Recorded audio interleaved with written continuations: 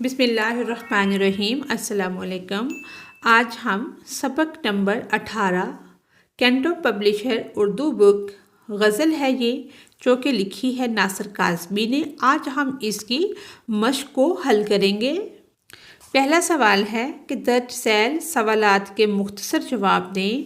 सवाल नंबर 1 है, शायर इस गज़ल में किस से मुखातिब है? इसका जवाब है, शायर नासिर काज़मी इस गज़ल में ख़ुद से, अपने आप से मुखातिब है। ये गज़ल एक ख़ुद कलामी की शक्ल में है, जिसमें शायर अपने अंदरूनी एहसासात, कैफियत और ज़िंदगी के तजर्बात का जायज़ा ले रहा है। वो अपने जज्बात को समझने की कोशिश कर रहा है और ये फ़ैसला करने में उलझन का शिकार है कि जो कुछ वो महसूस कर रहा है वो गम है या खुशी। ये गज़ल नासिर काज़मी के मखसूस दिलकश और गहरे अंदाज को ज़ाहिर करती है, जहाँ वो अपने दिल की बातों को एक शायराना पैराए में पेश करता है। आगे सवाल नंबर 2 है, शायर ने मज़कूरा गज़ल, ये गज़ल जो हम पढ़ रहे हैं, इसमें अपने दोस्त को आएगा ज़िंदगी की किन बातों का ज़िम्मेदार ठहराया है, कि अपने दोस्त को वो कौन सी बातों का ज़िम्मेदार ठहरा रहा है इस गज़ल के अंदर। नासिर काज़मी की इस गज़ल में शायर ने, या नासिर काज़मी ख़ुद शायर हैं, वो इस गज़ल में अपने दोस्त को ज़िंदगी के कुछ गहरे दुखों और तकालीफ़ का ज़िम्मेदार ठहराया है। अपने दोस्त को कि उसके कुछ गहरे दुखों और तकलीफ़ के ज़िम्मेदार जो हैं वो उसके दोस्त हैं या उसकी दोस्त हैं। वो अपने दोस्त को मुखातिब करके अपने अंदरूनी दुख और टूटे हुए जज्बात का ज़िक्र करता है। शायर के मुताबिक कौन कौन से गम उसको दोस्त की तरफ से मिले हैं? जुदाई का गम, शायर अपने दोस्त को जुदाई के दुख का ज़िम्मेदार ठहराता है। वो इस बात का जिक्र करता है कि दोस्त की बेवफाई ने इसे तन्हाई का शिकार बना दिया। आगे वो ज़िंदगी की उदासी का ज़िम्मेदार भी अपने दोस्त को ही ठहरा रहा है। शायर अपनी ज़िंदगी की मायूसी और उदासी को भी दोस्त के रवैये के साथ जोड़ता है। आगे है टूटे ख्वाबों का जिक्र, कि वो ख्वाब जो टूट चुके हैं। गज़ल के आशार में ये भी झलकता है कि शायर के ख्वाब और उम्मीदें इस दोस्त की वजह से या इस दोस्ती की वजह से बिखर गई हैं। आगे सवाल नंबर 3 है, शायर ने वजह दोस्ती किसको कहा है? इसका जवाब है, नासिर काज़मी ने अपनी गज़ल में वजह दोस्ती की वजह गम को करार दिया है। शायर के नज़दीक गम ही वो अंसर है जो दोस्ती की बुनियाद बनता है, या कम से कम इसके ताल्लुक़ का महवर यानी कि मरकज़ रहा है। यहाँ शायर इस बात की तरफ इशारा करता है कि इनकी दोस्ती और ताल्लुक़ शायद गम के मुश्तरका मिले जुले एहसास या किसी दुख की वजह से कायम हुआ था। ये गम दोनों के दरमियान एक पुल की हैसियत रखता है जो इनकी कुर्बत का बायस बना। नासिर काज़मी के कलाम में एक गहरा मौजू है जो इनके फ़लसफ़ाए ज़िंदगी और ताल्लुकात की तफ़हीम को वाज़िया करता है, इयां करता है, बयान करता है।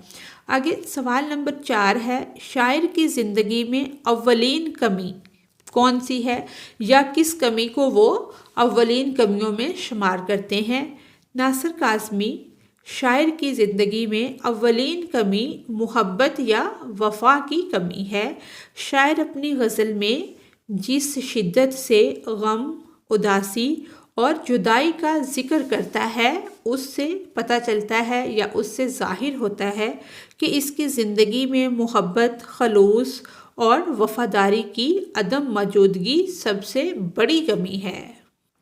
दोस्त की बेवफाई शायर के दिल पर गहरा असर डालती है, यानी कि जो उसका दोस्त है उससे बेवफाई करता है تو وہ کمی جو ہے اس کے دل پر گہرا اثر ڈالتی ہے، جس کا ذکر وہ اپنے اشعار میں، شاعروں میں کرتا ہے۔ آگے ہے تنہائی کا احساس۔ شاعر کی زندگی میں رفاقت اور سکون کی عدم موجودگی کو محسوس کرتا ہے کہ شاعر اپنی زندگی میں رفاقت کی بھی کمی ہے اور سکون کی کمی کو وہ محسوس کرتا ہے، جو اس کی شاعری میں نمایاں ہے، واضح ہے۔ زندگی کے ادھورے پن کا دکھ۔ وہ اپنی زندگی کو شاعر جو ہے وہ اپنی زندگی کو مکمل محسوس نہیں کرتا اور اسے غم، اداسی اور محبت کی کمی نے غیر متوازن بنا دیا ہے۔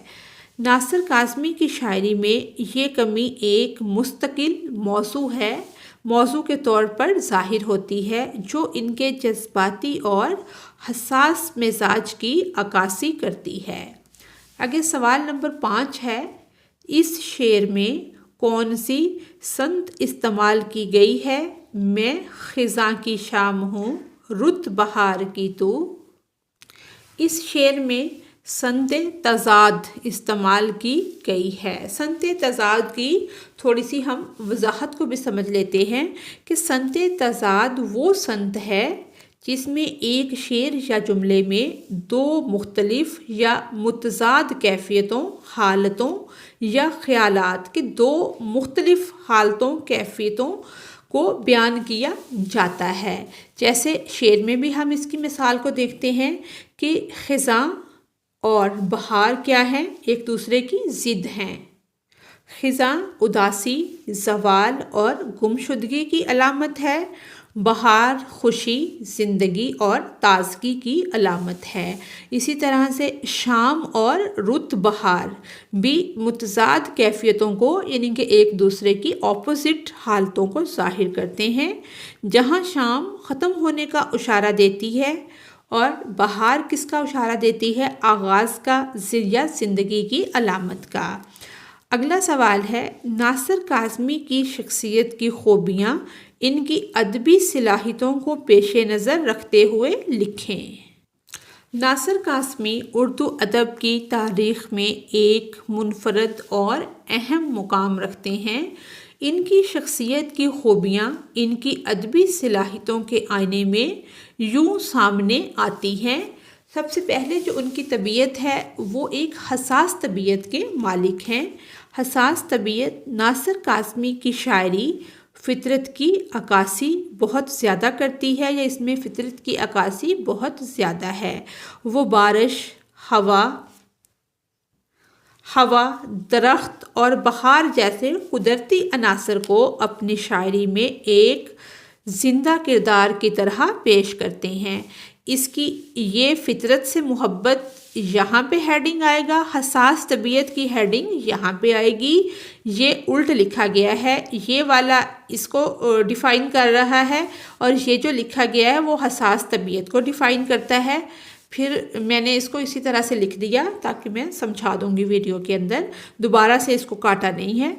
یہ حساس طبیعت کی ڈیفینیشن ہے کہ ناصر کاظمی کی شاعری ان کے حساس دل اور گہرے مشاہدے کی عکاسی کرتی ہے، اور وہ جذبات محبت، غم اور فطرت کے رنگوں کو نہایت خوبصورتی سے محسوس اور بیان کرتے ہیں۔ آگے ہے سادگی اور روانی۔ سادگی اور روانی کا ایک حسین امتزاج ہے ان کی شاعری کے اندر۔ ان کے اشعار میں نہ صرف زبان آسان اور دلکش ہے، بلکہ ان میں گہری معنی افرینی کہ ان کے اندر گہری معنویت بھی پائی جاتی ہے، جو قاری پڑھنے والے کے دل کو چھو لیتی ہے۔ جدید کلاسیکیت کا، جیسے کلاسک شاعری ہوتی ہے اس سے کلاسیکیت کا امتزاج۔ ناصر کاظمی نے غزل کو ایک نئی جہت، نئی سمت دی، جس میں کلاسیکی رنگ اور جدید حساسیت دونوں شامل ہے۔ ان کی شاعری میں روایتی اردو غزل کے اصول برقرار ہیں۔ آگے ہے غم جمالیات۔ ناصر کاظمی کے کلام میں غم کو ایک خوبصورت یا خوبصورتی کے ساتھ پیش کیا گیا ہے۔ ان کے اشعار میں غم کا بیان اداسی سے زیادہ دل کو سکون دینے والا ذریعہ ہے، سکون دینے والا ہے یا سکون کا ذریعہ ہے۔ گہرا مشاہدہ، ان کا مشاہدہ زندگی، تعلقات، محبت اور انسانی رویوں پر بے حد گہرا ہے۔ وہ روزمرہ کی عام چیزوں اور واقعات کو غیر معمولی انداز میں بیان کرنے کا فن جانتے ہیں۔ آگے ہے جذبات کی سچائی۔ ان کے اشعار میں، ان کے شاعروں میں ان کے دل کی سچائی کو، جو ان کے اشعار ہیں وہ ان کے دل کی سچائی کو ظاہر کرتے ہیں۔ وہ بنا کسی بناوٹ کے اپنے جذبات اور احساسات کو شاعری میں ڈھالتے ہیں، جو ان کے قاری کو، پڑھنے والے کو براہ راست متاثر کرتا ہے۔ ادبی ورثے کی پاسداری۔ ناصر کاظمی نے اردو شاعری کے کلاسیکی ورثے کو نہ صرف آگے بڑھایا بلکہ اسے جدید دور کے تقاضوں کے مطابق بھی ڈھالا۔ ان کا انداز منفرد تھا مگر وہ روایات سے جڑے رہے۔ ناصر کاظمی کی یہ خوبیاں ان کی شخصیت کو ان کے ادبی کام کے ذریعے ایک الگ مقام ادا کرتی ہیں اور ان کی شاعری کو وقت کے ساتھ ساتھ مزید محبوب بناتی ہے۔ اب ہم نے یہ والا کوسچن کیا ہے، اشعار کے تشریح کے لیے اور شاعر کے پس منظر کے لیے آپ تشریح والی ویڈیو کو دیکھ سکتے ہیں۔ یہ آپ نے انٹرنیٹ سے کوئی بھی ان کی غزل لے لیں اور اس کو سن لیں اور ترتیب کا تھوڑا خیال رکھیں۔ آگے زبان شناسی میں درج ذیل الفاظ متضاد کو، جیسے علانیہ، خفیہ، یہ ایک دوسرے کے متضاد ہیں، اپوزٹ ہیں، ان کو ہم نے مختصر عبارت لکھنی ہے ان کے اوپر۔ علانیہ، خفیہ، ابتدا، انتہا، چھاؤں، دھوپ۔ مختصر عبارت ہم نے لکھی ہے علانیہ اور خفیہ۔ بعض لوگ اپنے خیالات علانیہ بیان کرتے ہیں جبکہ کچھ خفیہ طور پر اپنی رائے ظاہر کرتے ہیں۔ ابتدا اور انتہا۔ زندگی کی ابتدا خوابوں سے ہوتی ہے لیکن انتہا حقیقتوں پر آتی ہے۔ چھاؤں اور دھوپ۔ درخت کے نیچے چھاؤں میں بیٹھنا سکون دیتا ہے مگر دھوپ میں چلنا محنت کا تقاضا کرتا ہے۔ نیکسٹ سوال ہے کہ ہر جز کے سامنے یہ مطلع اور مقطع کی تعریف اور اس کی شناخت کے لیے گرامر کے نام سے، اردو گرامر کے نام سے میرے چینل پر ایک پلے لسٹ بنی ہوئی ہے۔ گرامر کی جتنی بھی ویڈیو ہیں ڈیٹیل سے وہ اس پہ اپلوڈ ہیں، وہاں سے آپ دیکھ سکتے ہیں۔ اس کا جو لاسٹ کوسچن ہے کہ ہر جزو کے سامنے دیے گئے درست دائرہ کو پر کریں، اس میں ہم نے پر کیا ہے سمت تضاد درست سمت ہے علم بیاں کی، اور تکرار ایسی سمت کو کہتے ہیں جس میں دو الفاظ ہم معنی ہوں۔ پتا پتا، بوٹا بوٹا، حال ہمارا جانے ہے، یہ مصرع درست مثال ہے سمت تکرار کی۔ اور آگے ہے سمت تضاد کی مثالوں کا درست جوڑا ہے نیند، خواب۔ جب کسی شعر کے الفاظ میں بے اعتبار معنی تضاد پایا جائے تو اس صفت کو کہتے ہیں سمت تضاد۔ آج کی ہماری یہ مشق کی ویڈیو یہیں پر مکمل ہوتی ہے۔ اگر آپ کو میری ویڈیو سے کوئی رہنمائی مل رہی ہے تو میری ویڈیو کو لائک اور چینل کو سبسکرائب کریں۔ Thanks for watching us.